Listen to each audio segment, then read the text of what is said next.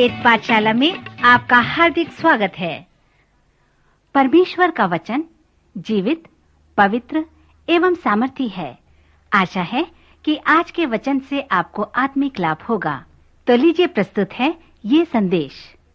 नमस्कार श्रोता मित्र, कृपया आप अपनी बाइबल अपने हाथ में लें और आज की वेद पाठशाला में, जिसमें हम परमेश्वर के पवित्र वचन का अध्ययन करते हैं, मेरे साथ सम्मिलित हो जाएं। हम अपने पिछले अध्ययन में व्यवस्था विवरण की पुस्तक से मूसा के महान संदेशों पर ध्यान कर रहे थे और इस बात को अपने जीवन में लागू कर रहे थे कि कैसे हम अपने बाल बच्चों को आत्मिक शिक्षा दे सकते हैं। व्यवस्था विवरण के 8वें अध्याय में भी हम मूसा के बड़े व आश्चर्यजनक प्रचार को देख सकते हैं। यहाँ पर फिर से मूसा लोगों को प्रोत्साहित करता है कि वे परमेश्वर के वचन को महत्वपूर्ण स्थान दें और उस वचन का पालन करें। यहाँ पर अध्याय 8 के पहले पद से 14वें पद में जो महान उपदेश परमेश्वर के वचन के प्रति है, वो है कि जो जो आज्ञा आज तुझे मैं सुनाता हूँ, उन सबों पर चलने की तू चौकसी करना। श्रोता, इस आज्ञा को बार बार इस पुस्तक में दोहराया गया है। आप अपने पवित्र शास्त्र में मूसा के प्रोत्साहन को देखें, जहाँ पर वह कहता है, जो जो आज्ञा मैं आज तुझे सुनाता हूँ, उन सबों पर चलने की तू चौकसी करना, इसलिए कि तुम जीवित रहो और बढ़ते जाओ, और जिस देश के विषय में यहोवा ने तुम्हारे पूर्वजों से शपथ खाई है, उसमें जाकर उसके अधिकारी हो जाओ। और स्मरण रख कि तेरा परमेश्वर यहोवा उन 40 वर्षों में तुझे सारे जंगल के मार्ग में से इसलिए ले आया है कि वह तुझे नम्र बनाए और तेरी परीक्षा करके यह जान ले कि तेरा मन में क्या क्या है और कि तू उसकी आज्ञाओं का पालन करेगा व नहीं करेगा। उसने तुझको नम्र बनाया और भूखा भी होने दिया। फिर वह मन्ना जिसे तू न जानता था और न ही तेरे पूर्वज जानते थे, वही तुझको खिलाया, इसलिए कि वह तुझको सिखाए कि मनुष्य केवल रोटी ही से नहीं जीवित रहता, परंतु जो जो वचन यहोवा के मुख से निकलता है, उन्हीं से वह जीवित रहता है। फिर वह आगे कहता है, सावधान रहना, कहीं ऐसा न हो कि तू अपने परमेश्वर यहोवा को भूलकर उसके नियम, आज्ञा और विधि को मानना छोड़ दे। और ऐसा भी न हो कि जब तू खाकर तृप्त हो और अच्छे अच्छे घर बनाकर उसमें रहने लगे और तेरी गाय, बैलों और भेड़ बकरियों की बढ़ती हो और तेरा सोना चांदी और सब प्रकार का धन बढ़ जाए और तेरे मन में अहंकार समा जाए और तू अपने परमेश्वर यहोवा को भूल जाए, जो तुझको दासत्व के घर अर्थात मिस्र देश से निकाल लाया है। सो अपने आप को जांचना परखना, परंतु अहंकारी होकर यहोवा परमेश्वर को न भूलना। श्रोता, व्यवस्था विवरण की पुस्तक के 8वें अध्याय का संदेश सर्वप्रथम हमें परमेश्वर के वचन के उद्देश्य को बताता है। हमें परमेश्वर के वचन को समझने के लिए यह बहुत ही महत्वपूर्ण है। परमेश्वर ने हमें अपना वचन दिया है और देता है क्योंकि वह चाहता है कि हम उसके वचन के अनुसार जीवन व्यतीत करें। परमेश्वर कोई ऐसा व्यक्ति नहीं है जो ऊंचे में बैठकर नियम व कानून बनाता हो और यह देखकर कहता हो कि मनुष्य कितना अभागा है। मित्रवर, परमेश्वर का सारा वचन और उसकी संपूर्ण व्यवस्था मनुष्य की भलाई के लिए परमेश्वर के हृदय से उत्पन्न हुआ है। इसलिए परमेश्वर ने मूसा को अपना वचन दिया है। परमेश्वर जानता है कि जीवन क्या है, क्योंकि उसी ने उसकी सृष्टि की है। परमेश्वर ये भी जानता है कि कैसे हमें परिपूर्णता या बहुतायत का जीवन मिल सके। प्रभु यीशु मसीह ने कहा, मैं इसलिए आया कि वे जीवन पाएं और बहुतायत का जीवन पाएं। श्रोता मित्र, कैसे आप इस बहुतायत के जीवन को प्राप्त कर सकते हैं? यदि आप परमेश्वर के वचन में आते हैं, उसके वचन का पालन करते हैं, उसके अनुसार अपने जीवन व्यतीत करते हैं, तो परमेश्वर अवश्य आपको बहुतायत का जीवन देगा और आप अपने जीवन के प्रत्येक क्षेत्र में आशीषित होंगे। इसका मतलब यह है कि परमेश्वर का वचन संपूर्ण जीवन के लिए है और यदि आप परमेश्वर के वचन को समझना चाहते हैं, सो 2 तरीके हैं जिससे आप परमेश्वर के वचन का अध्ययन कर सकते हैं। सर्वप्रथम आप परमेश्वर के वचन का अध्ययन हमारे जैसे कर सकते हैं, जैसे हम यहाँ पर कर रहे हैं। आप किसी स्कूल, किसी सेमिनरी और किसी प्रशिक्षण संस्थान में जाकर परमेश्वर के वचन का अध्ययन कर सकते हैं, परंतु व्यवस्था विवरण के 8वें अध्याय के वचन के अनुसार वही एक तरीका है जिसके द्वारा हम परमेश्वर के वचन का अध्ययन कर सकते हैं। यदि परमेश्वर का वचन जीवन के लिए सब कुछ है, तो उसके गहराई को जानना अति आवश्यक है। मैं विश्वास करता हूँ कि परमेश्वर का वचन हमारे अंदर जाकर हमें जीवन देता है। सो जितना अधिक हम परमेश्वर के वचन के विषय में जानते हैं, उतना अधिक हम जीवन के महत्व को समझ सकते हैं, और जितना अधिक हम जीवन को समझते हैं, उतना अधिक हम परमेश्वर के वचन को समझने पाते हैं। सो यदि सचमुच में आप परमेश्वर के वचन को समझना चाहते हैं, तो आपको ऐसे ही अड़ोस पड़ोस में जाकर अपने आप को संसार से अलग करने की आवश्यकता नहीं है, परंतु आप वहां पर जाएं जहां पर सचमुच में जीवन है। और यदि आप वहां पर जाएंगे तो अवश्य ही परमेश्वर के वचन को समझ पाएंगे।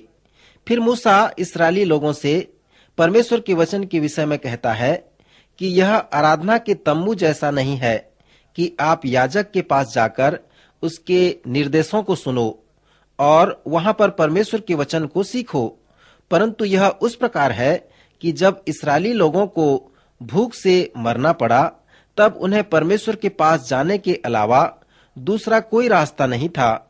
सो जब वो परमेश्वर की ओर मुड़े, परमेश्वर ने अलौकिक रूप से उनके भोजन की व्यवस्था की।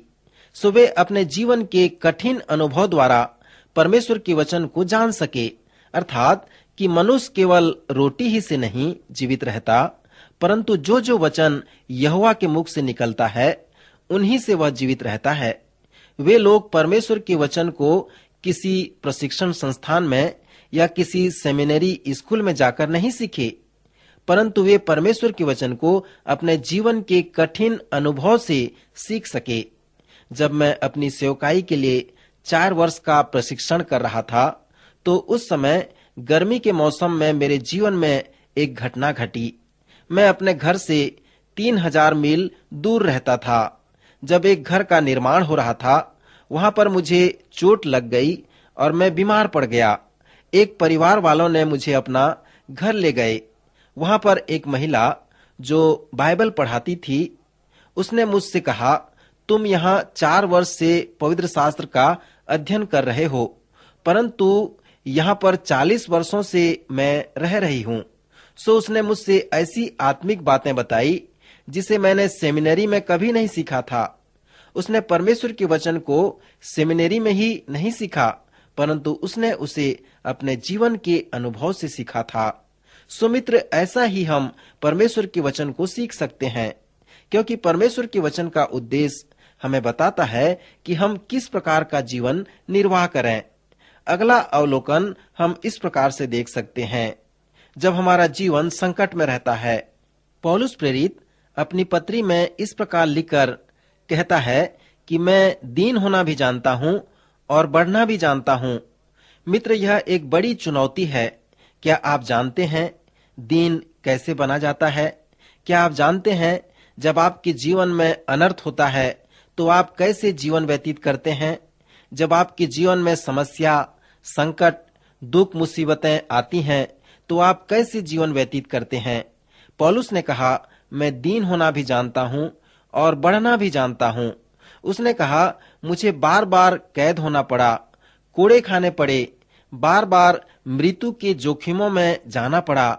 मैं पथरवा किया गया, रात दिन समुद्र में समय काटा, परंतु कोई भी परिस्थिति उसे परमेश्वर के प्रेम से अलग नहीं कर सका। और उन सभी अनुभवों से उसने परमेश्वर के वचन को सीखा। मैं सोचता हूँ मित्र कि पौलुस की यह चुनौती एक बड़ी चुनौती है।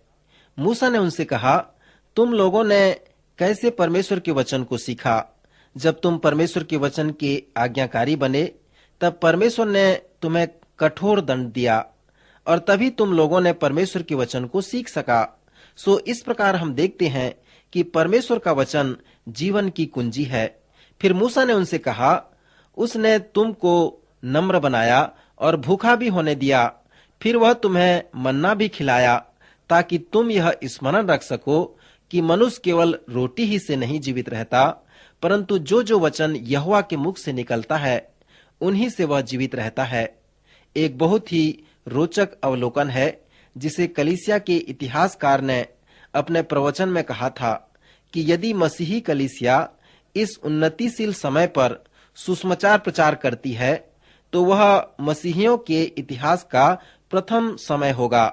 परमेश्वर के लोग जब समृद्ध होते हैं, जब धनी होते हैं, तब वे सेवा करना नहीं चाहते। उनका झुकाव धार्मिक कार्यों में नहीं होता, परंतु जब वे संकट, क्लेश व विपत्तियों में पड़ते हैं तब वे प्रभु के पास आते हैं। 300 वर्ष पहले के चर्च इतिहास में कलीसिया के विरुद्ध बहुत सताव था। उस समय कलीसिया मजबूत और तेजस्वी नहीं हुई थी।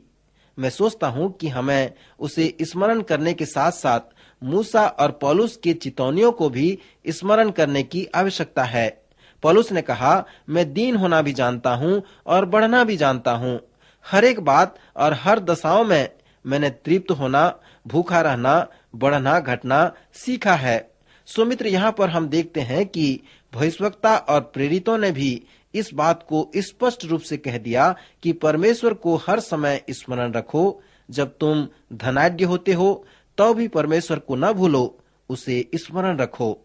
फिर इस संदेश के बाद हम मूसा के एक और संदेश को देखते हैं जिसमें परमेश्वर के अनुग्रह के विषय में बताया गया है। मूसा ने लोगों से कहा, जब तेरा परमेश्वर यहोवा उन्हें तेरे सामने से निकाल चुके, तब यह न सोचना कि यहोवा तेरे धर्म के कारण तुझे इस देश का अधिकारी होने के लिए लाया है, किंतु उन जातियों की दुष्टता ही के कारण यहोवा उनको तेरे सामने से निकालता है। तू जो उनके देश का अधिकारी होने के लिए जा रहा है, इसका कारण तेरा धर्म व तेरे मन की सीधाई नहीं है। तेरा परमेश्वर यहोवा जो उन जातियों को तेरे सामने से निकालता है, उसका कारण उनकी दुष्टता है, और यह भी कि जो वचन उसने इब्राहिम, इसहाक और याकूब तेरे पूर्वजों को शपथ खाकर दिया था, उसको वह पूरा करना चाहता है।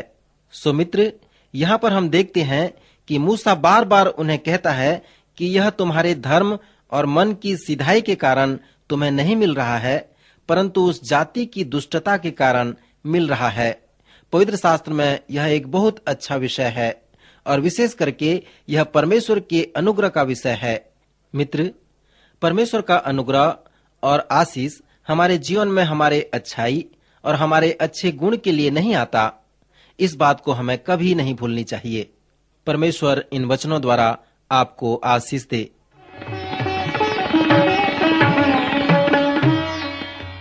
अभी आप सुन रहे थे कार्यक्रम वेद पाठशाला। श्रोता, हमें विश्वास है कि इस कार्यक्रम के द्वारा आपको आशीष मिली है। यदि इस कार्यक्रम के विषय में अधिक जानकारी प्राप्त करना चाहते हैं या बाइबल अध्ययन से संबंधित कोई प्रश्न हमसे पूछना चाहते हैं, तो आप हमें इस पते पर लिखें।